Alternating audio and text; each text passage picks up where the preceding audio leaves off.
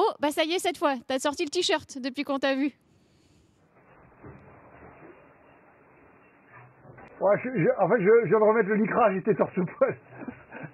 Juste pour la vidéo, j'ai remis le lycra, mais faut que je me change, faut que je passe en t-shirt. Il fait 24 degrés dans le bateau, là. Ah mais c'est carrément un choc thermique à ce stade.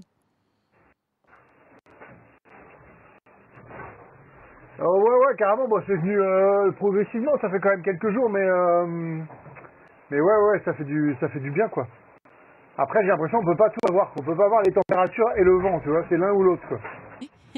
Ouais, justement, je vois que ça avance sacrément au ralenti. C'est une phase, bah, tu l'avais annoncé et on le savait que ça allait être une phase un peu délicate, là, ces 48 prochaines heures. Comment ça va se gérer? Il va se passer des choses, peut-être des stratégies un peu différentes avec Charlie aussi. Comment tu te projettes justement sur ces 48 prochaines heures? Tu sais quoi? J'en ai aucune idée. Aucune. Je ne sais pas où je vais. C'est assez impressionnant, tu vois. On devait passer ce front. Et donc on est arrivé dedans et on s'est planté dedans. Alors au moins moi, parce que Charlie, bah, avec le décalage des positions, moi j'arrive pas trop à gérer comment il avance, bien ou pas bien. Et là, en fait, le front il est reparti dans l'est. Et du coup, là, je me retrouve avec du vent d'ouest. Et du coup, à être dans un nouveau schéma stratégique, quoi. Donc,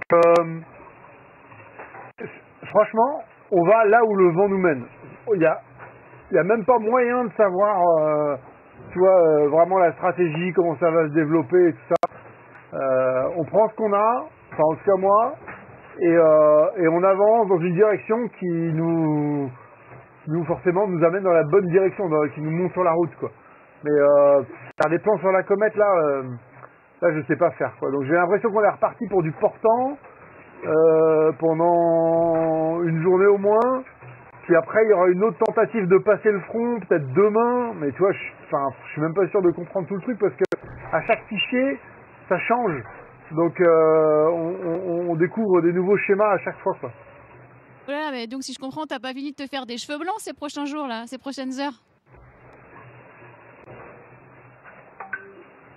Ouais, bah écoute, j'essaye de prendre ça assez relax. Hein. Je me doutais que ça allait quand même pas être comme dans les routages. Les routages, ils passaient à travers, je sortais de l'autre côté, c'était magique, ils faisaient du prêt. Bon, j'avais bien envie de croire parce que ça m'arrangeait, mais bon, c'est... Ouais, c'est parti pour un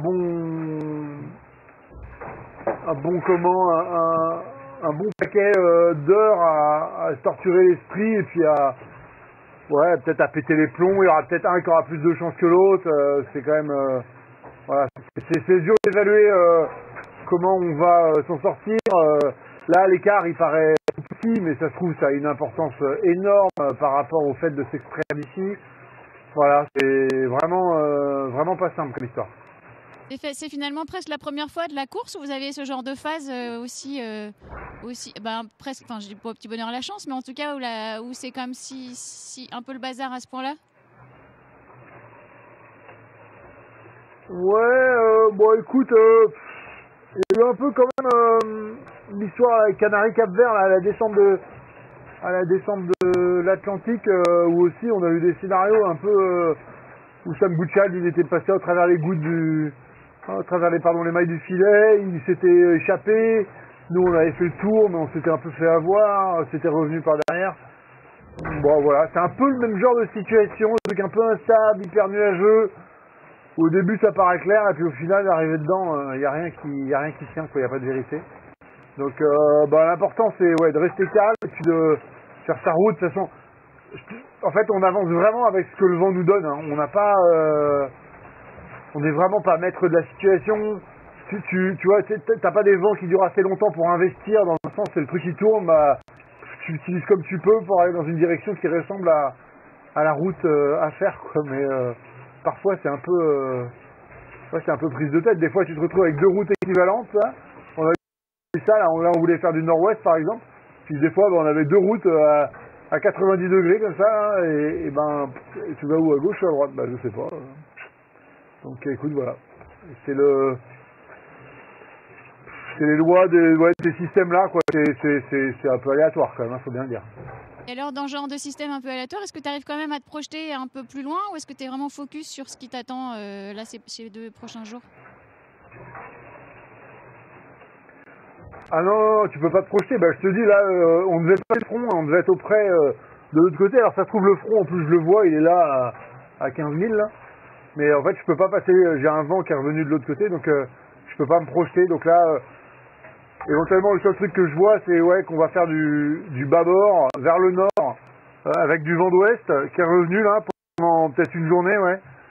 Puis après, ben écoute, il nous dit qu'on va traverser le front à ce moment-là, mais est-ce qu'on va vraiment y arriver à ce moment-là? Je sais pas, quoi. En fait, il faut savoir que depuis 3-4 jours, on a pas mal d'options. Alors, j'ai pas fait d'œil du Vendée parce que c'était trop compliqué à expliquer et tout ça, mais en gros, il y avait une option qui allait à Rio de Janeiro.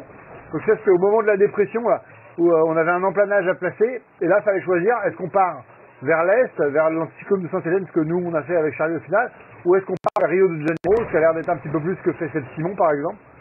Et les routes étaient équivalentes, et il n'y avait même pas moyen de savoir, quoi. Et donc, à un moment, il a fallu choisir. Mais, Charlie, d'ailleurs, hein, ça c'est possible. Mais c'est vraiment compliqué, hein. Voilà, bon, bah, après, ça fait partie du jeu. On savait que l'Atlantique Sud était une vraie partie de poker, et c'est quand même pas... c'est quand même pas simple, ouais. Bah, du coup, même s'il n'y a pas beaucoup de vent et que ça avance au ralenti, je comprends que c'est pas du tout propice au repos, que c'est... Enfin, si, propice au propos pour les ressorts de ton fauteuil seulement, quoi. Ouais, c'est possible, t'as raison. Ça abîme un peu moins mon siège, qui commence à être bien abîmé d'ailleurs.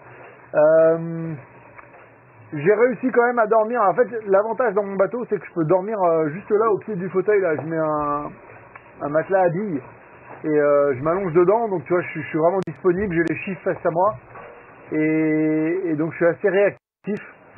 Et du coup, j'arrive à passer la nuit quand même, voilà, en étant plutôt au travail, quoi, tout en faisant quelques bonnes siestes.